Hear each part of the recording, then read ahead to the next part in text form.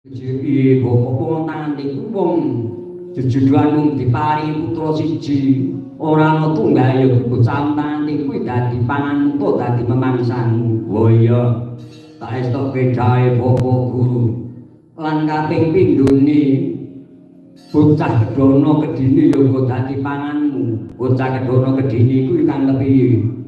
Kedono kedine tegese kuwi wong duwe anak loro lanang wadon utawa wadon lanang kuwi ya dadi bagianmu.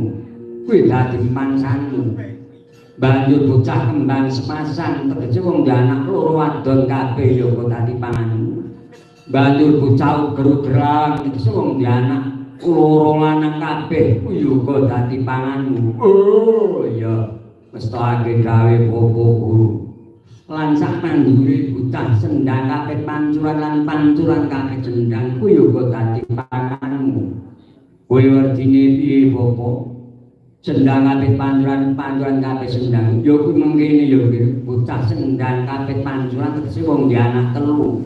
Wadone ana tengah, lanange ana mbarep lan ragil.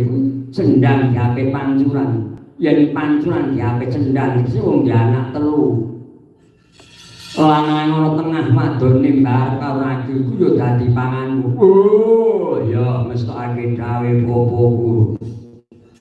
Banyu saterusé bocah pendho pendhawi pendho kuwi wong anak 5 lanang kabeh ya kok dadi panganmu. Pendhawi anak 5 wadon kabeh ya kok dadi panganmu. Oh iya yen ngono mestake gawe popo guru. Lan ana meneh wong kang lagi adang ngebrukake dandange utas gandeng kuwi uga dadi panganmu. Wong ngelake pisan mecake gandeng kuwi uga dadi memangsanmu. Ya ora wis tak gawe popo guru. Lan yen ana wong duwe perlu ndelalahe desane kono wong babaran kuwi uga dadi panganmu nggih Bathara Kala. Oh dadi ana wong duwe perlu nanggap wayang ndelalah sing desane kono sipating wong wadon babang yo dadi memangsan yo mengkono nggih Bathara nanging matiyo sakabeh manungsa kanandang suwerta dadi panganmu kuwi mau kena mbok pangan nanging nggo mangan ora kena kanthi urip-uripan kudu mbok sembelih luwih dhisik.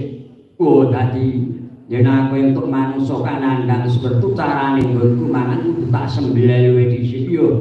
Mula dina iki tak wene wujuding pusaka. Yo kuwi Bedhama Paesan karo kakek Tamar ana nggih Bathara Kala.